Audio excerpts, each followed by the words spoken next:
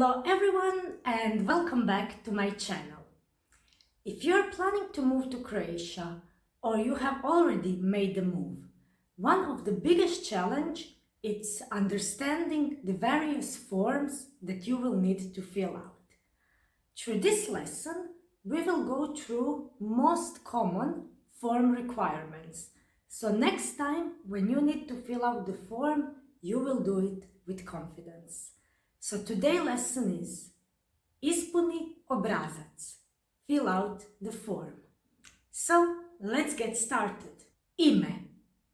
Ime means name.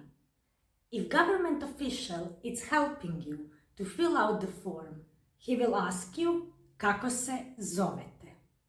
So here you write your first name. Prezime. Prezime means last name. If someone is helping you to fill out the form, he will ask you kako se prezivate. So here you write your last name. OIB. Most of the time, in different forms, you will find section with OIB. OIB is unique number that every person who resides in Croatia has. You will find it on your residence permit. Spol. Spol means gender. Normally you need to tick one of the two options. Muški means male and ženski means female. Ime oca i ime i djevojačko prezime majke. Ime oca means father's name. And here you will write the name and the last name of your father. Ime i djevojačko prezime majke means mother's name and maiden name. In Croatia, women commonly change their last name after the marriage. So it's different than their last name before the marriage. So here you need to write the last name of your mother before the marriage, which maybe in your country it's the same as after the marriage. Datum rođenja. Datum rođenja means date of birth. So here you will write your date of birth. So first you will write the day, then month, and then year when you are born. Let's quickly go through the months in Croatian. You don't need to remember this, but just remember the month that you are born in. Siječanj, veljača, ožujak, travanj, svibanj, lipanj, srpanj, kolovoz, rujan, listopad, studeni, prosinac. As you can notice, it doesn't sound like any other language, so you will need some time to remember it. But don't worry, for now, just remember the month that you are born. And in the forms, it's completely okay to write the month with the numbers. Mjesto I država rođenja. Mjesto I država rođenja means place and country of birth. So here you write your place of birth or city or village and country of birth. Državljanstvo. Državljanstvo means citizenship. So here you write your citizenship. For example, talijansko, nepalsko, francusko, indijsko, američko, and so on. Boravište I adresa stanovanja. This section asks about your address. Sometimes it will be a more detailed one, so it will be written ulica means street, kućni broj means house number or building number, poštanski broj means postcode, and mjesto means place. Other times it will be only written boravište and you will need to write all of this information. Bračni status. Bračni status means marital status. You will need to tick one of the boxes. So let's translate it. Neoženjen or neudana means unmarried.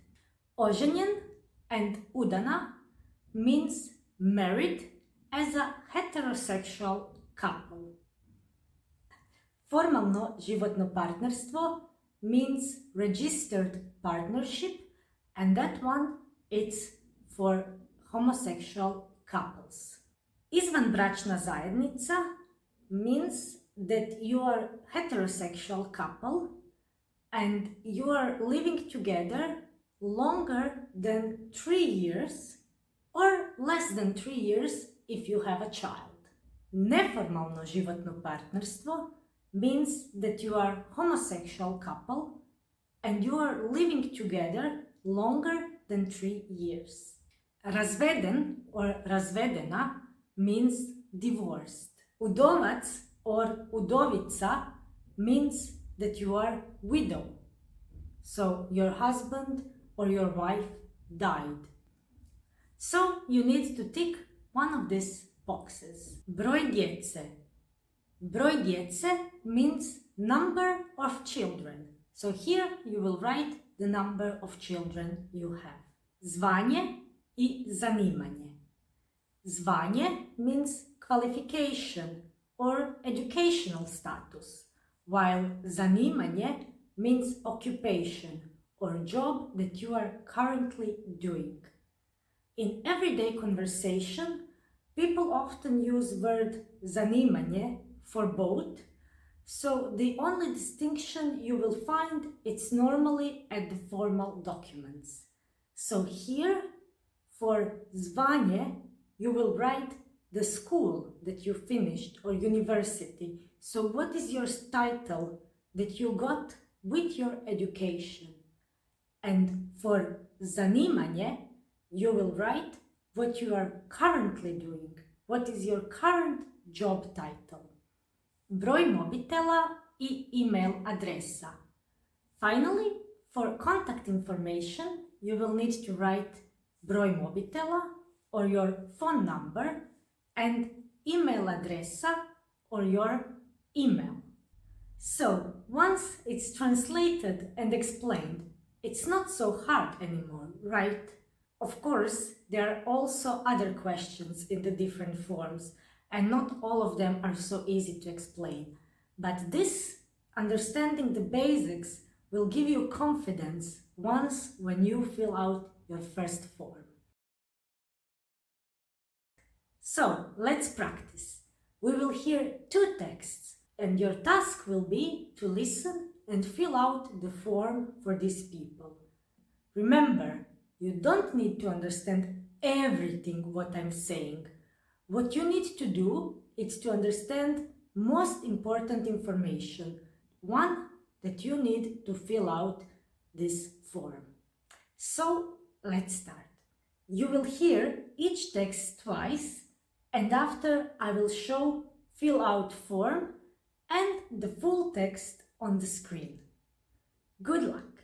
Dobar dan, zovem se Marija Bilić. Rođena sam 27. veljače 1995. godine u Zagrebu. Moj otac se zove Franko Bilić, a moja majka se zove Ivana Bilić. Djevojačko joj je prezime Marić. Imam hrvatsko državljanstvo. Živim u Zagrebu. Moja adresa je Ulica grada Vukovara, 10.000, Zagreb. Nisam udana i nemam djece. Moje zvanje je ekonomistica, ali sada radim kao prodavačica. Moj broj mobitela je 098 955 4382. Moja email adresa je marija.bilic@gmail.com. Dobar dan, zovem se Marija Bilić. Rođena sam 27. veljače 1995. godine u Zagrebu. Moj otac se zove Franko Bilić, a moja majka se zove Ivana Bilić. Djevojačko joj je prezime Marić. Imam hrvatsko državljanstvo. Živim u Zagrebu. Moja adresa je ulica grada Vukovara 132, 10.000 Zagreb. Nisam udana i nemam djece. Moje zvanje je ekonomistica, ali sada radim kao prodavačica. Moj broj mobitela je 098 995 4382. Moja email adresa je maria.bilic@gmail.com. So here is the fill out form and you see the text on the screen. Let's hear the second text. Dobar dan, zovem se Mario Klar. Rođen sam 10. siječnja 1985. godine u Splitu. Imam 39 godina. Moj otac se zove Šime Klar, a moja majka Vesna Klar, djevojački Perić. Imam hrvatsko i bosansko državljanstvo. Moja adresa je ulica Milke Trnine 32, 43.000 Bjelovar. Oženjen sam i imam 2 djece. Moje zvanje je magistar edukacije matematike, a sada radim u školi kao profesor. Moj broj mobitela je 091 837 3462. Moja email adresa je mario.klar23@gmail.com. Let's hear it one more time. Dobar dan, zovem se Mario Klar. Rođen sam 10. siječnja 1985. godine u Splitu. Imam 39 godina. Moj otac se zove Šime Klar, a moja majka Vesna Klar, djevojački Perić.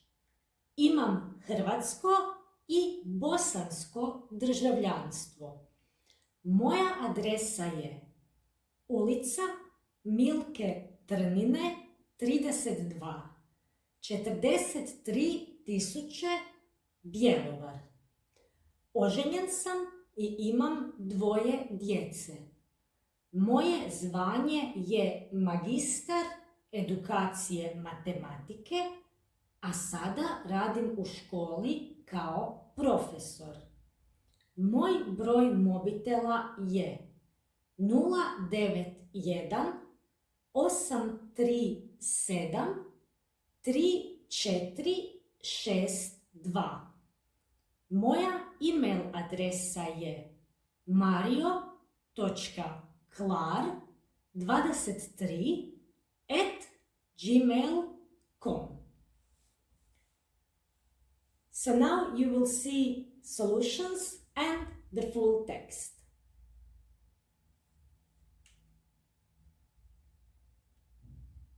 And finally, try to fill out the form for yourself. I hope that you enjoyed this lesson and that you learned something new. If you find my lessons useful, Please like and subscribe. If you want to support me further, you can check how in the description of this video. Thank you so much and have a wonderful day.